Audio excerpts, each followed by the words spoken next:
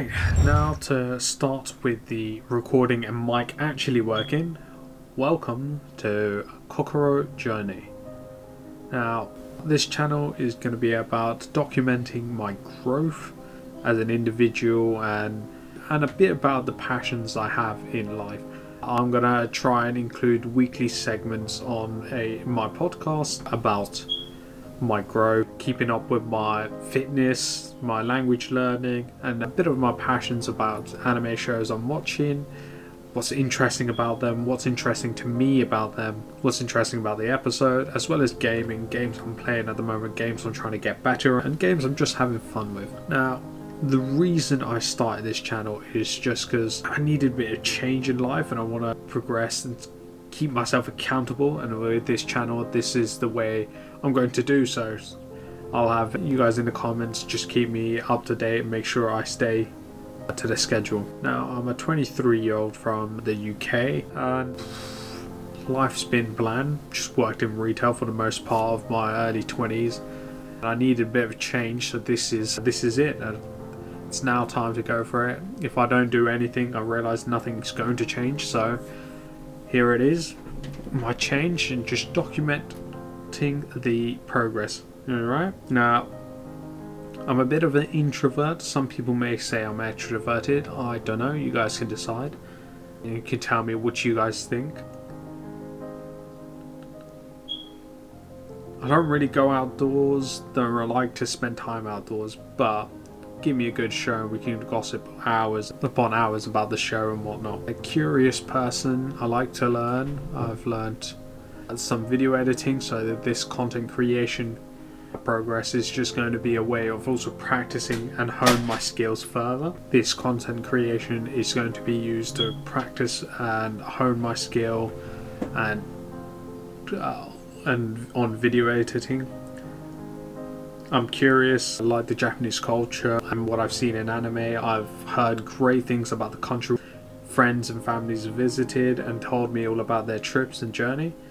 And so I'm learning Japanese to eventually go there and surprise the locals whilst on holiday. Maybe even eventually live there, move out the UK for a change of pace, change of scenery would be nice. I don't know what to say if I'm athletic, but I love the gym. I do a bit of calisthenics as well as lifting, but a mix of the two. And I want to keep myself accountable and make sure I'm going all the days that I want to go to the gym. I have one day for rest, but yeah, make sure I'm going. And this content creation will be the way of keeping me accountable. Challenges I'm facing right now and faced before this journey is a bit of self-doubt. I don't think I could do this. I don't think I have the confidence to grow a channel big or the confidence to show this journey, but it's where I'm going for it. Now, what to expect from the channel, I want to eventually have weekly podcasts and a video or two about different passions of mine for that week, like gaming, gym, anime, Japanese, bit of shorts, teasing about progress and whatnot. Now, I'd like the content to be real, honest about my progress, sometimes funny moments from video games I'm playing, or just true honest opinions about the show I'm watching, interests and my passions for them. I want to eventually build a welcoming community, a driven and a chill community, driven to build and work on themselves, as well as chill and welcome and nice to others. Hopefully I could do eventually some collabs or do some behind the scenes on how long it takes me to record and whatnot. Maybe eventually do some live chats. I hope you guys join me in this journey. Comment and type and chat in the comments and mention your progress as well, and we'll keep each other accountable. Now, for gaming, the first segment of the podcast today, how gaming shaped me growing up. The first game I really have fond memories of, I don't think this is actually my first game. What is the first game I played? I think it's on the N64, playing a 007 GoldenEye game with my sibling. We had great fun, not really understanding the game at the time with our age, but just fun walking around the map, eventually stumbling upon each other, doing a bit of screen peeking. There'll be a classic screen peeking, and just eventually mauling each other in the game. In-game. Yeah, there was a great game, great fun, great testing of the mind at that age. Eventually I moved on from the N64 probably to my next games console was either the PSP. Oh, what a legendary unit. My favourite games were the original Star Wars trilogy, Lego Star Wars 2, the original trilogy, and yeah, playing that, I have fond memories. Trying to get 100% completion on that, eventually doing so. Might have removed or factory reset my siblings' progress, but yeah. But that's how it goes, doesn't it? Yeah, I mean,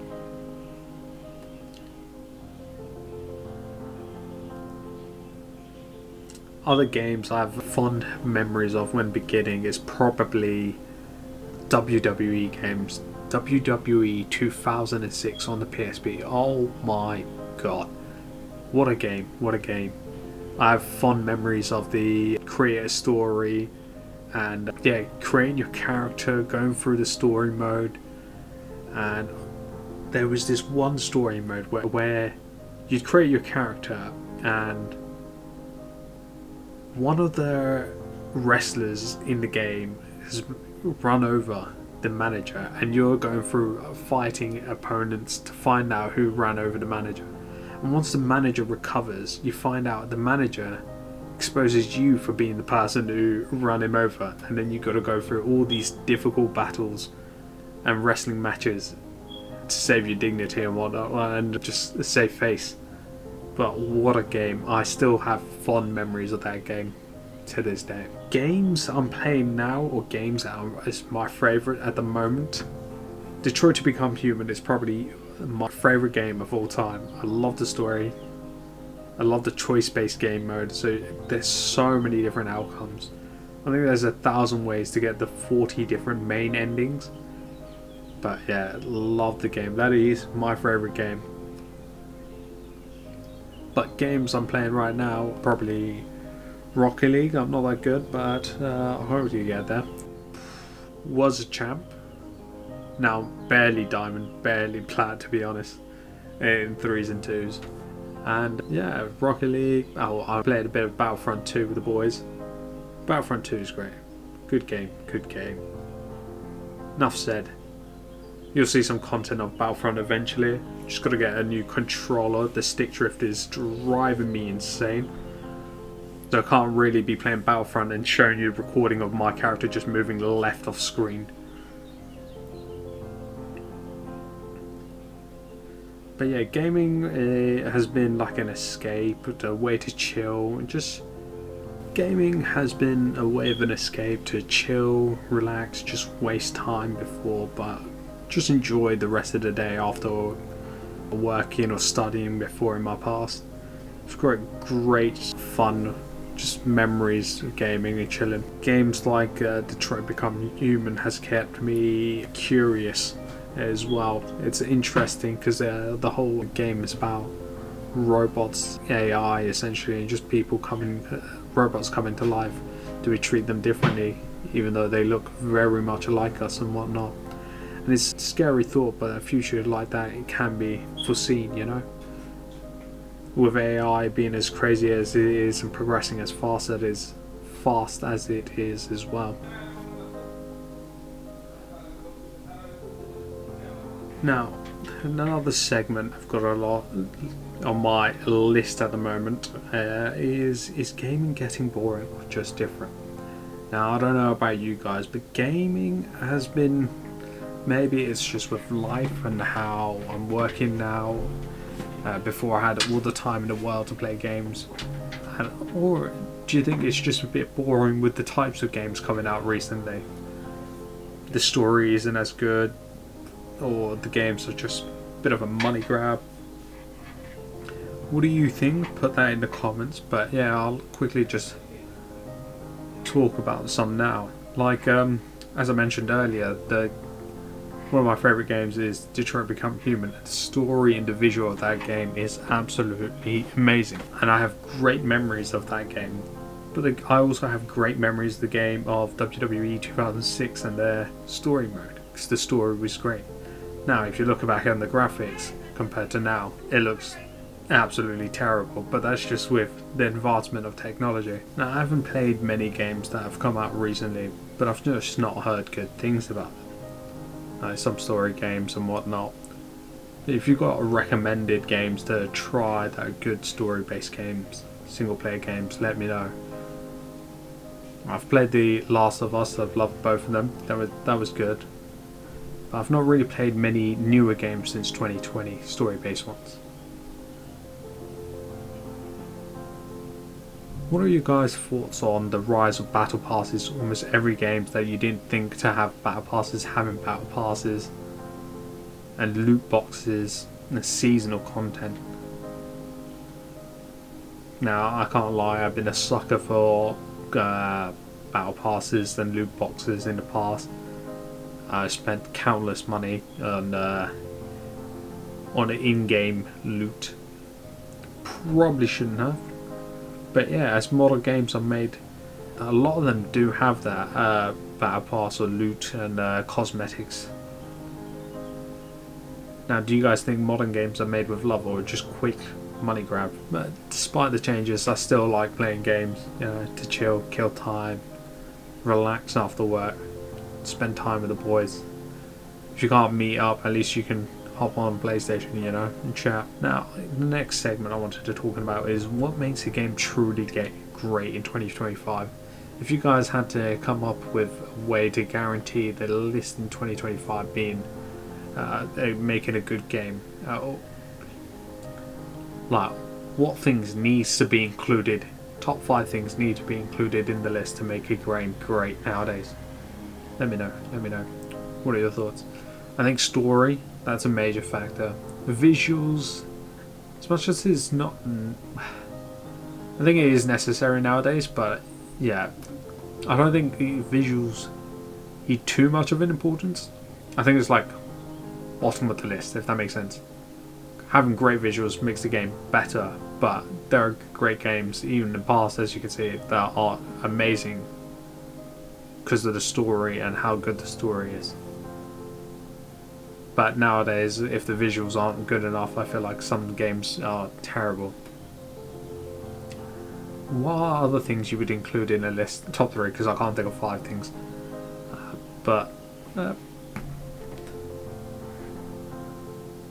Story, visual, what matters to me? Price, you'd like a good balance for price to bang for your buck, You don't want a game that's too short, especially when you paid a lot, like 60, 70, 80 quid for some games nowadays, I remember getting Miles Morales, the Spider-Man Miles Morales. Great story, great visual, but I 100%ed the game in 8 hours. That's not worth the 60, 70, 80 quid for like pre-order or whatever it was,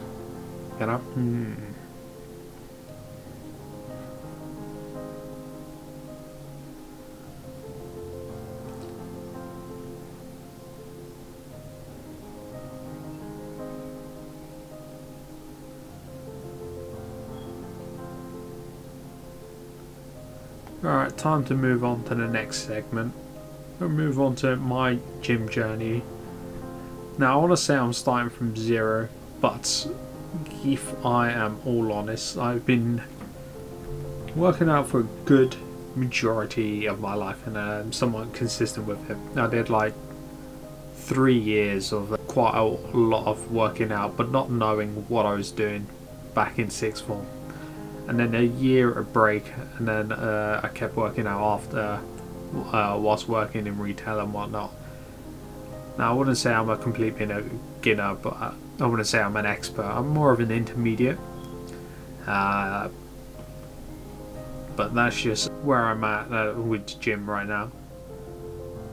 I started training just for mental and both for physical health. Just want to get abs at the start, and now just improve the physical appearance and just mentality of like consistency and discipline of keeping to the gym, keeping my body fit and whatnot. When I first started going to the gym, well, I was back in sixth form, so it wasn't really I wasn't really anxious then, because it was just gym with the friends, mucking around, not doing anything too serious. One of my mates was really clever and knew a lot about the gym, so I learned quite a bit from him, and I still do some of his workouts to this day. I think some of them are a lot of his workouts are a lot better with the limited equipment that we had. But yeah, compared to some of the other gym workouts I've been doing. But yeah, I include some of these exercises you showed me, changed up more now that I'm in a public gym. Just like the public gym's got more equipment than the school gym I had when I began. But it was nerve-wracking when I was first going to the public gym.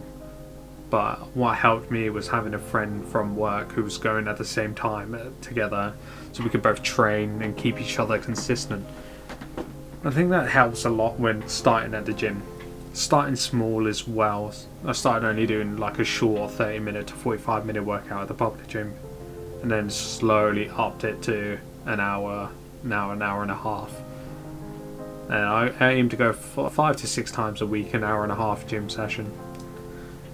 My current split is push, pull, legs, push, pull, and then probably legs or cardio if I can remember on the Saturday. But yeah, I want to try and keep consistent, try and get cardio in there, because I don't really do cardio. I claim the walk to the gym is my cardio. It's a bit silly, but it counts if you ask me. But yeah, today is Monday as of recording. I've just hit my calisthenics push workout. What I included and started was dips, 60 reps of dips, 3 sets of 20. I eventually wanted 20 reps is a bit too much, so I'm going to start thinking of getting a gym belt to add where I played some weight to my dips. Do you guys think it's worthy investment getting a gym belt? Let me know in the comments. After dips, I've done 5 different variations of push-ups. So I've done like planche push-ups, 3 sets of 10s. Then I did 3 sets of 20 of wide grip, 3 sets of 20 of diamond, 3 sets of 20 of no, sorry, not 3 sets of 20, 3 sets of 10 pike push-ups, and then 3 sets of 20 of regular push-ups. And to finish and round off the workout, I did chest flies on a machine fly. That is Monday's workout. It was a good session. It was great actually. Local gym member said I'm looking a bit bigger, so it's always a confidence booster when someone else has noticed your progress in the gym. This actually moves on quite nicely to the next topic. Gym. The positive thing about the gym, like one of the positives is like going at the same time, the consistency that I've had over the years. I've built a lot of friends who go out at the same time, just random peoples and strangers that I've met at the gym.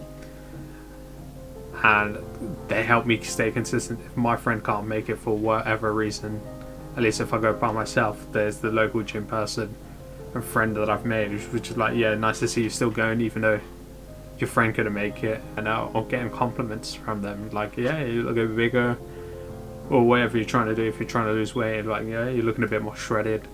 It's good to hear that. The moment I realised gym was working when I started getting compliments at the gym as well. That's like noticing the difference in images I've taken of me beginning of and in sixth form compared to now. One thing I find difficult with the gym is social media versus real life in gym culture. In social media, I feel like a lot of people look, especially in pictures, because it's easily photoshopped and whatnot. Or it might just be my terrible camera photography skill and I can't take a picture for the life of me. I feel shredded, I feel like I look shredded, but then I go to take a picture and I just look nothing like influencers that you see on online.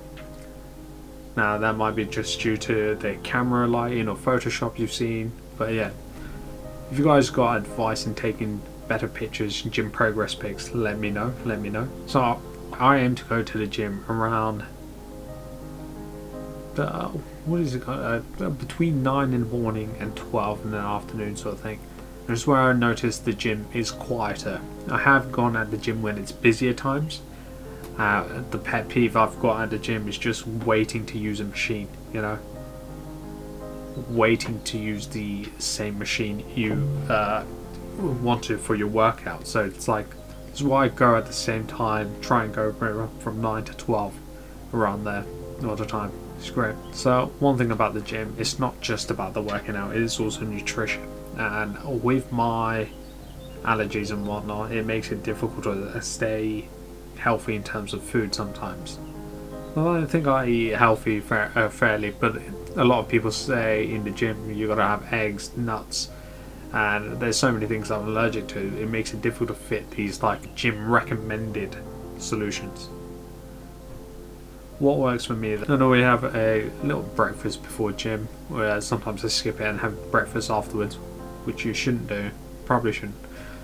But yeah, gym, then I will have a protein shake or a second breakfast, go to work, have a lunch that has protein in there at work, and then have my lovely mum's home cooked meal, whether that's chicken or rice, all sorts of different protein indulgent food, rice and chicken, lamb and chicken, lamb and rice. Sometimes they like a chicken wrap, chicken and pasta.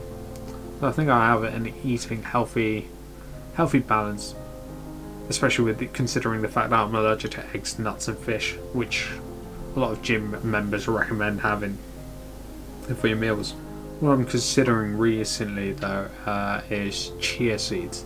I hear chia seeds are really good for digestion as well as getting rid of stubborn body fat, so hopefully with this introduction of chia seeds that I'll notice some major improvements.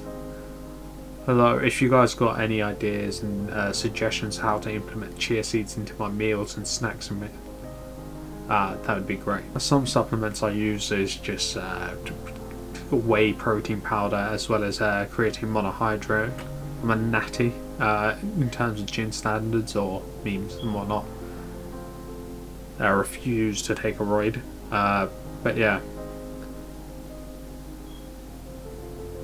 What I'm struggling and learning with, I'm trying to learn, I think I've mentioned this earlier, I'm a calisthenics kind of guy as well as lifting.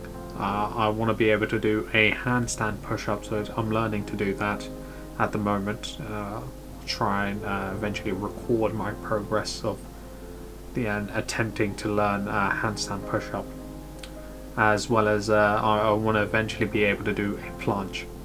So this is why I do some planche push-ups earlier. I can now recently I've learned about, let's say about within the last month I've learned a muscle up, and last week I've learned how to do like 3 muscle ups in a row. So I want to eventually be able to do multiple muscle ups for reps and a bit more cleaner, less momentum, just sheer strength. But where I'm at, I'm happy with my progress. Time for the next segment of the podcast. Japanese and why I'm learning Japanese.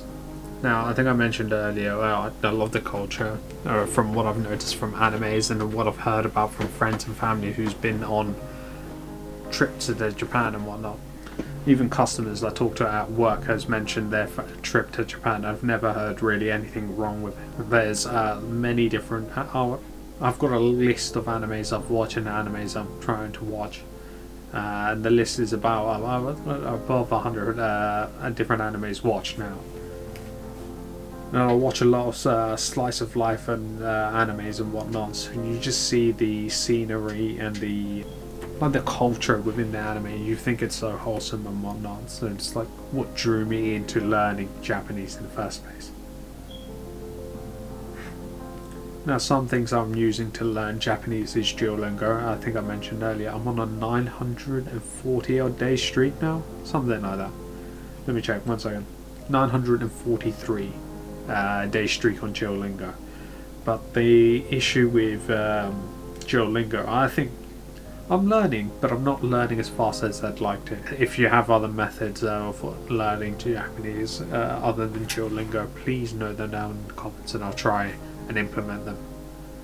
I think I've learned a decent amount this week. I'm learning about how to say, not this week, today I learned a little bit on how to say what year you're in terms of school, if I'm a first year, second year, third year or fourth year, junior, senior, freshman, I'm not in Duolingo.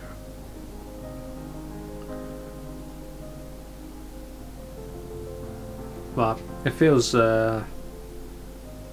good. I feel accomplished when I learn something new in the language. But yeah, and noticing patterns. When you notice patterns, okay, this is always like this always means that. It's great noticing that, as well as just like characters, knowing okay, this character is this character. That doesn't really help, but like knowing this symbol represents this character is great, and noticing that pattern and realizing it when you go for another lesson and it doesn't mention the clue for that and you just know it. It's great. It's a great feeling. It's a positive feeling. Ooh, my top 3 anime and what they taught me. Ooh, it's a tough one. Tough. What? This is tough. I think Attack on Titan has to be number 1 for me. Number 1 anime for me. And what it's taught me. I don't know what Attack on Titan has taught me, but it's a great anime. If you haven't watched it, why haven't you? Go ahead, go watch it, and come back. But the anime is about... How would you describe anime Attack on Titan to new people? I want to describe Attack on Titan and get your interest, but I don't want to spoil anything. Attack on Titan is about the life of this the main character, where he's stuck in a world where there's giant monsters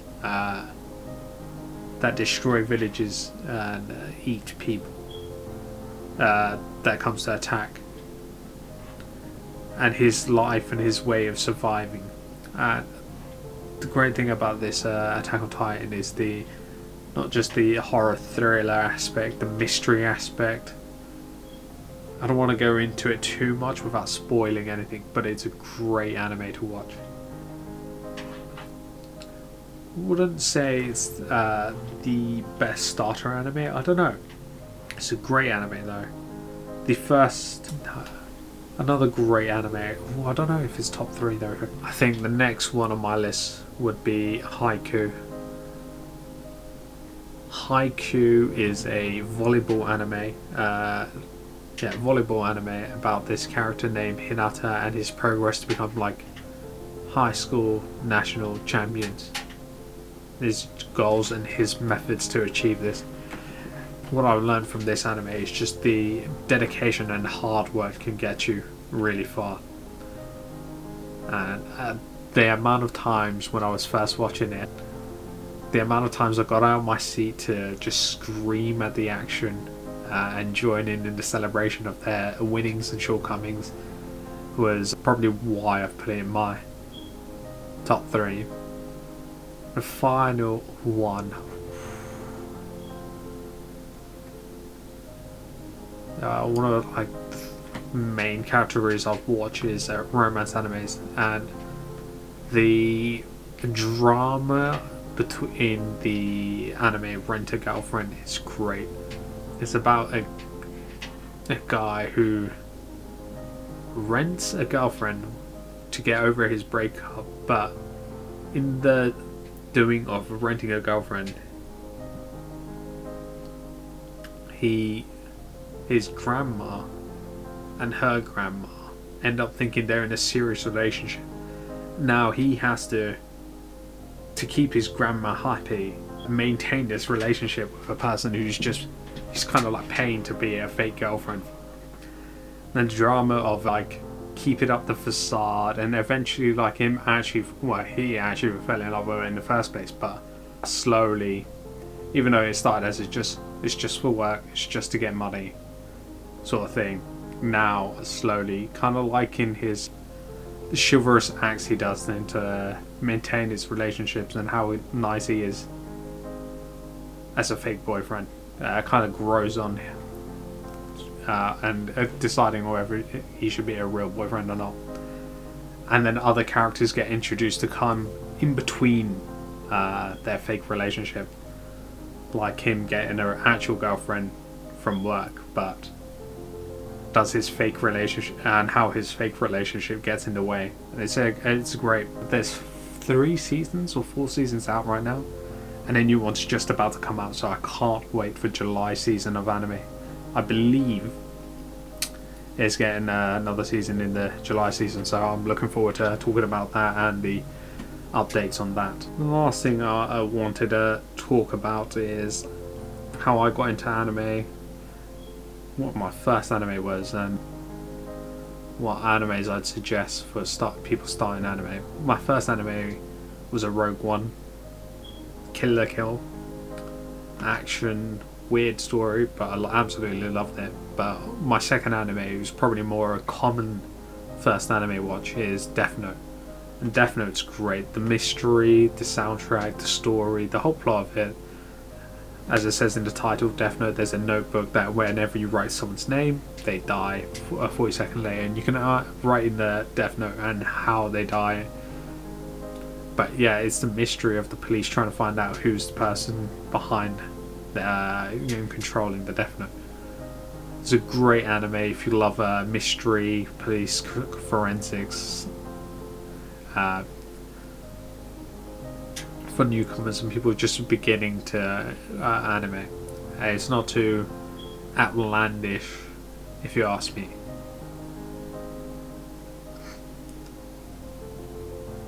But yeah, what I've noticed is sometimes I feel I have different moods for anime. Sometimes I want an action anime, or sometimes I feel like a warm, fuzzy romance anime is the one I want to watch. But yeah, depending on what mood you're in and what genres of show you like, put in the comments what genres you like and want an anime for, what mood you're feeling, and then maybe I can give a suggestion to you.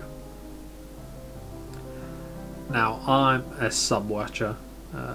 Subs. I don't really watch dubs. I've only watched a few in dubbed. Actually, to be honest, I don't think I've really watched many in dub. The only thing I have watched in dub really is Captain Owen's speech in Titan, from Attack on Titan in dubbed, because that speech is absolutely amazing. The sub is great as well, but something about that in dubbed. Characters I love from anime, probably Captain Levi's cold but calculated mannerism. He's clean. Agility is smart. I like him. And Captain Yami from Black Clover, he's a good guy as well. Captain Yami. I think I have his quote "surpass your limits" in my WhatsApp bio, and I still haven't updated that. Oh, this is embarrassing to say. One thing I've noticed is cultural things in anime. So what I always find interesting is watching a romance anime and seeing how culturally different they are, and it's always interesting to me because culturally here, holding hands in the UK isn't really that difficult, but in anime they make it seem like the biggest thing, the biggest shift in a relationship. And I find that interesting. This is one of the reasons why I enjoy watching anime, to see the cultural difference, why I wanted to learn Japanese in the first place. Yeah, anime is great because it's an animation, you can kind of go wild with story. Like, it doesn't have to make sense. As long as the story's good, it can be great. It's not just the cartoon, if you ask me. Some of the stories in animes are better than some live shows and action shows I've seen, like a non-animated film, like a IRL the movie or whatever. And it's just one of the another reasons why I really enjoy anime. Okay, so I've been recording for about 40 minutes now. I think it's a good time to stop today's episode. I'll see you guys in the next one. Ciao.